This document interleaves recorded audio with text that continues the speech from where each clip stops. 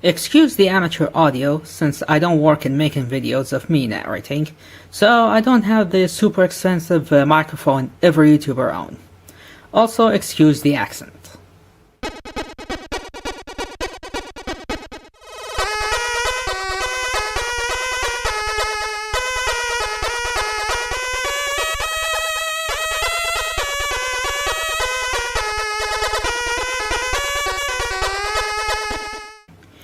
So I recently watched Deadpool 2. It was funny and an even better movie than the first one, with great humor and a bit of plot narrative. And so, I decided to check out Doug Walker's Nostalgia Critic Deadpool 2 video. It was terrible. Now, I'm a pro #ChangeTheChannel movement, and I stopped supporting Doug Walker after the atrocities he and his co-workers, and especially manager, had done to their fellow Channel Awesome members. But seeing the overall negative reception his Deadpool 2 video has gained, I had to check it out. Now don't worry, I didn't watch it on his YouTube page. I used a loophole technique to watch it without contributing to his viewership, which basically is copy and pasting his link to a video download system. Anyway, let me start by saying I'm not doing the traditional everything wrong with style, as I'm not smart enough to get every single thing wrong with this video, but there are things I had real issues with. I'm pretty sure Deadpool experts or better movie analysts can make far more points than what I'm bringing here. But before we go, let's go back a bit to his review of the first Deadpool video to see what he thinks of the character. What I know about Deadpool, which actually isn't much.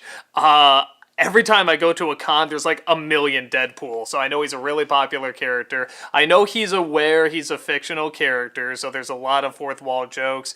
I know he's like an action hero who can't lie, or kind of an anti-hero, and he does a lot of comedy because he knows he's a character, and he like can get shot and either doesn't feel the pain or heals up or something like that. And even that I'm still not entirely sure. And he has a thing for chimichangas. That's about all I know.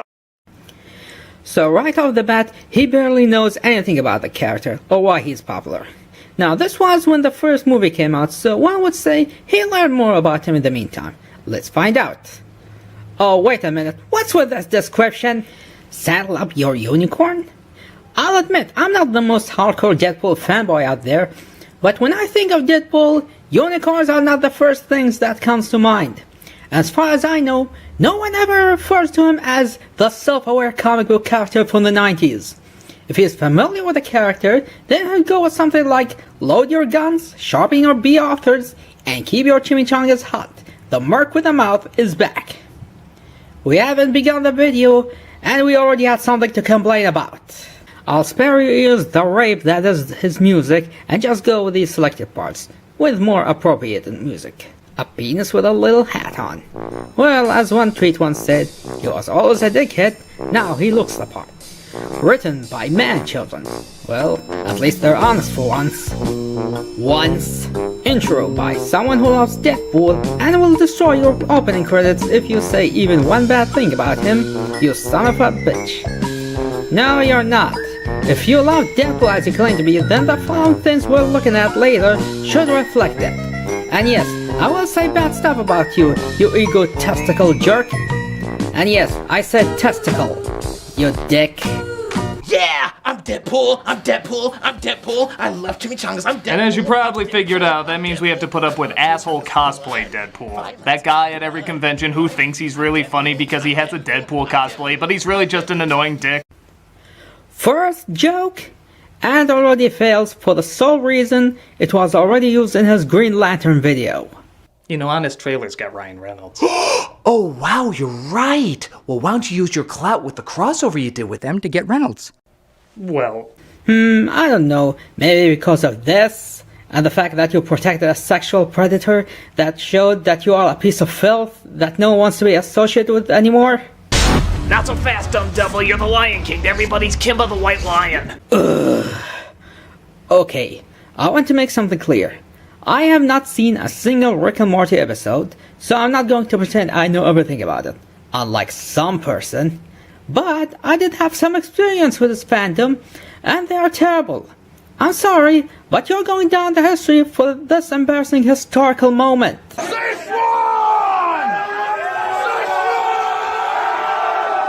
I'm Kendall Rick! Rick! I'm Pickle Rick! Rick! What the heck? I'm not saying no fandom is without their toxic parts, but you guys make the Sonic fanbase look at you and say, you're going too far.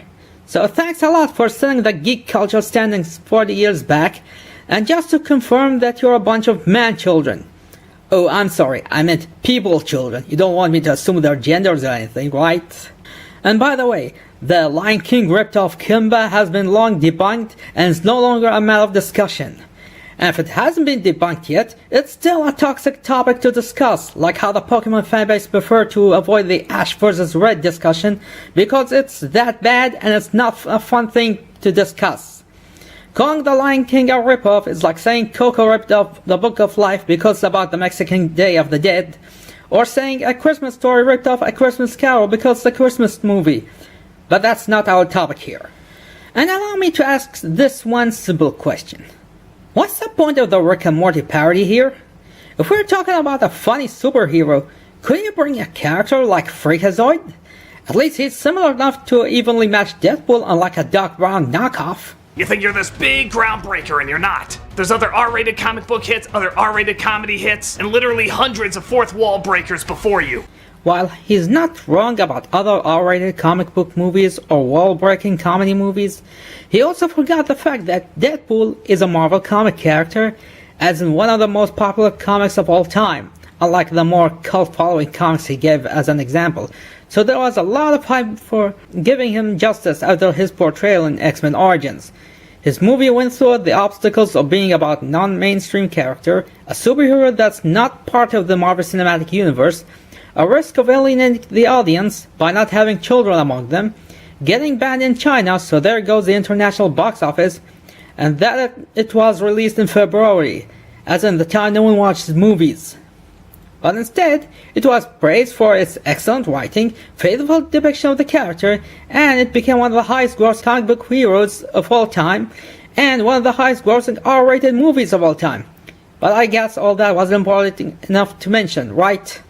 Oh, and by the way, China unbanned the movie in 2018. Don't worry, Black Morty. He's just upset because the Mask comic nailed this shtick light years before he did. I refer to my previous point regarding R-rated comics that were not Marvel. Agree that every fan base has a small percent of crazies. I think you know this more than most. Oh God, yeah. No idea what you mean. Hey fans, did you know that Rick really likes the honey mustard sauce at Burger King? Hell is that? Every Burger King in America ambushed by the pimply corpses of human dignity. You miserable merc, no fast food establishment should ever have to go through that kind of anarchy. Twice! If I was a Rick and Morty fan, I'll be insulted by that joke. Though again, maybe they should have been more mature and didn't do something as dumb as this. To be fair, you have to have a high IQ to understand Rick and This meme. Okay, you're right, every fanbase has a few bad apples, and it's not the majority. But that doesn't mean you're still not a one-trick unicorn. If Deadpool was a one-trick unicorn, then A, he would be an obscure character, and B, his second movie wouldn't be another hit in his cinematic run. You fail! Based on the comic book character created in 1991, Deadpool got a following as one of the few Marvel comic book characters to be aware he's a Marvel comic book character. He was foul-mouthed, violent, funny as hell, and constantly broke the fourth wall. Notice that he didn't even mention the guy who, quote-unquote, created him, Rob Liefeld, or the fact that he's a ripoff of DC's Deathstroke all the way to his civilian name, nor the fact that despite our old pal Rob being the one who created him, it was thanks to other writers like Fabian Nicieza that gave him his fun and memorable personality. Things even a casual Deadpool fan should know, and yet he failed to mention them. It's almost as if he didn't even bother to do his research. But hey, he's a busy guy running a weekly show and several other projects. It's not like he can have the time to properly research this topic or devote some of his time to read some of his comics for just one review. Oh wait!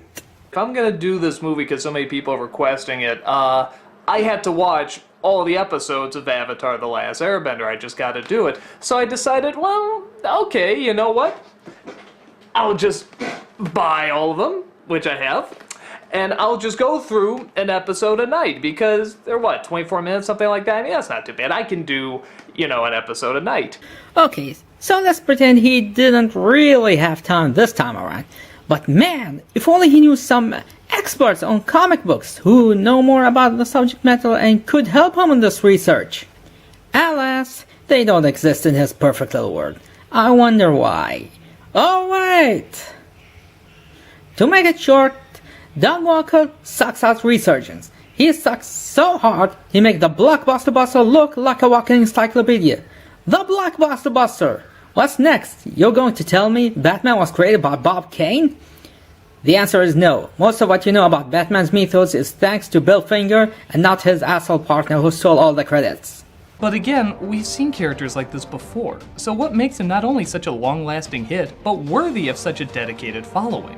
What is he doing with his fourth wall breaking that sets him apart from other fourth wall breakers? Gee, I don't know. Could it be marketing the persona of an anti-hero who acts like a kindergartner but with a team of underpaid writers that successfully convinced us they wouldn't want to punch him in the face? How about we let the man himself answer this question without sounding like a condescending idiot, shall we? The thing about Deadpool, I think, that makes him so widely loved by fans everywhere is he's like a real person. He's not like some fictional hero. He talks the way regular people talk. He thinks the same way. He's as disrespectful as most people are. You never know what he'll say or do next. He's like a guy you wish lived next door to you and would be your best friend, because it would always be a lot of fun being with him, and there'd always be a lot of unexpected surprises. The best kind of guy to write about or have movies about. Couldn't have said it better myself. It opens with Deadpool as an assassin for hire who... Whoa, really blowing the budget on this one, aren't you? What? It's a decent-looking city. Yeah, I'm clearly on top of a building. All one of three dimensions are clearly being explored here. Deadpool got a point here. This set looks so cheap as if the people behind it didn't have the budget for it. By the way, what happened exactly to the almost 90k you got from that Indiegogo campaign? A go! Well, my job's done. I hit the on button. Alright, catch those fish, boys! Money well spent. Okay, this can't be what we're going with. You will take your shitty makeup like a man. You sound like a toddlers and tiara parent. Act! This is the same crew that did this unironically excellent effect. We should probably get him to a hospital. I may literally have seconds.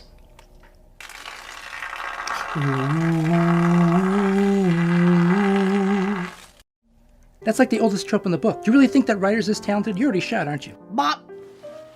Okay, this is one of the parts you either agree or disagree with, but I didn't mind Vanessa's death in the movie that much. Maybe because I'm not used to Deadpool having a girlfriend, so it's not like Spider-Man where he's famous for his countless relationships. Burn in hell one more day.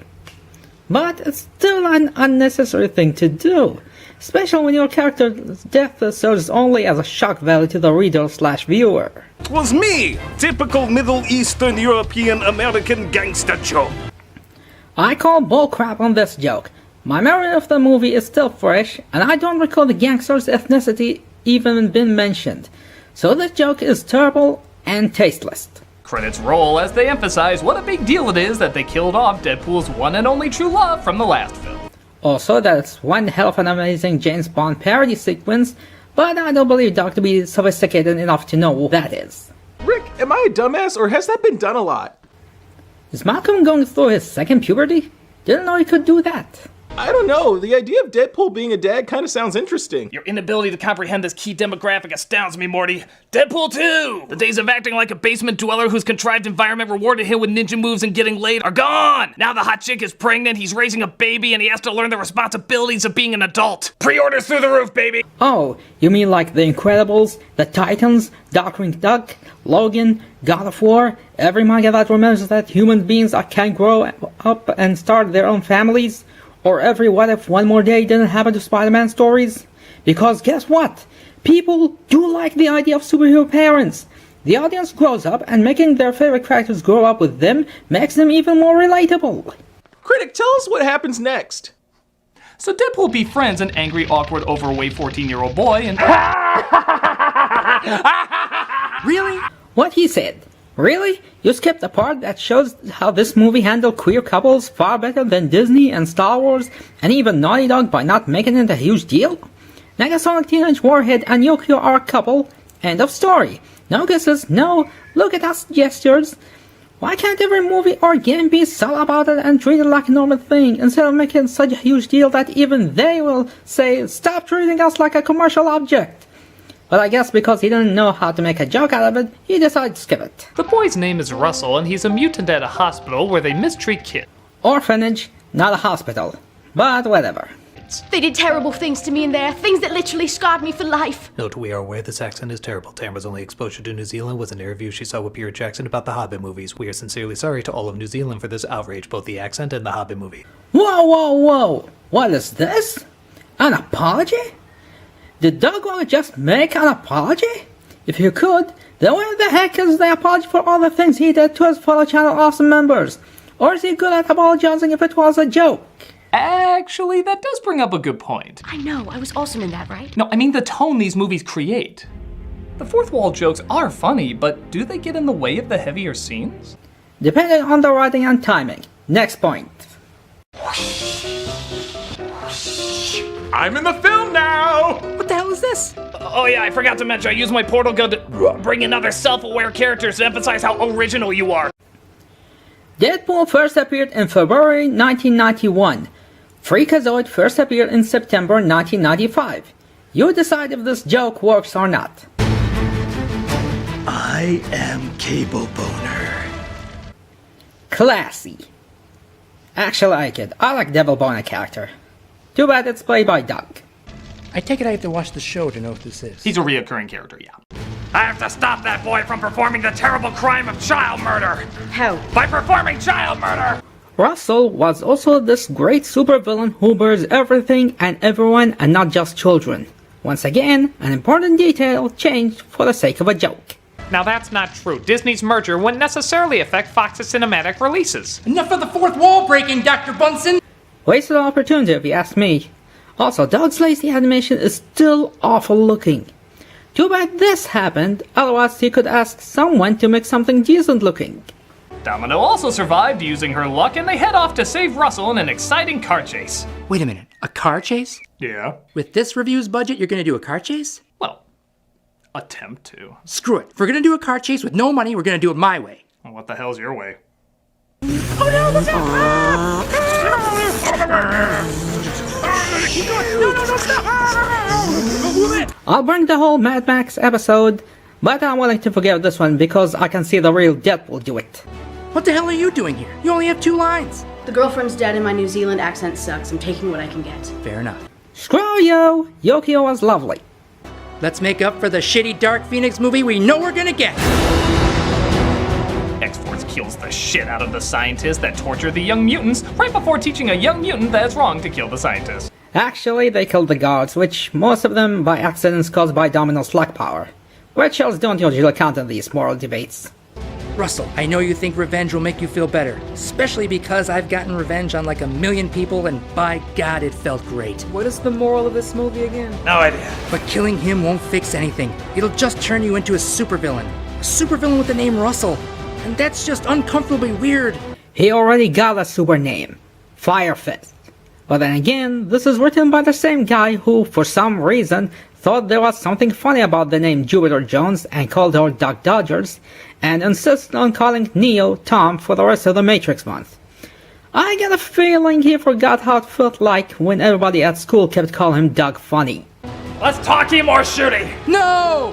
I have a collar on, so I'll die for him. Oh yeah, that's gonna happen. Yeah. Kill the franchise. Yeah, sure. Logan says hi. So that was Deadpool 2, and it was... with the helping of... Christ, Rick. Okay, if this is what Rick and Morty is all about, then I prefer to not watch it, since I grew out of vulgar humor. For example, did you realize there's no real villain in this movie? Yeah, none of the main characters are bad guys. They're just people with disagreements. How often do you see a superhero movie like that? Unless you count the head of the orphanage, who was the main reason Russell was close to villainy, or Juggernaut, who was an X-Men villain. Oh, it's that same old middle-of-the-road bullshit you always pull, huh? Yeah, nut up and pick a side. Yeah, that's the one thing we can agree on. This guy is a pussy! Yeah, Mr. Participation Award over here. You know, you guys are funny in media, but you're assholes in real life! Takes one to know one, am I right? I'm the Nostalgia Critic, and just because a funny jerk on TV can get away with it doesn't mean you can get away with it. Yeah, teamwork beyond! Yeah, dicks rule! Jesus Christ. That felt a bit satisfying. Hi. You might have noticed at the end of Deadpool 2 there was no after-credit sequence, wasting the time of millions of pissed-off fans. Not unless you make a Google search to confirm if there is one or not. Well, that's that. Some points I ignored because they were redundant or had nothing to comment on. But if you think I missed something important or got something wrong, then go ahead and tell me. Don't worry, I won't block you on Twitter just because you don't agree with something I said. But for now, take care and goodbye.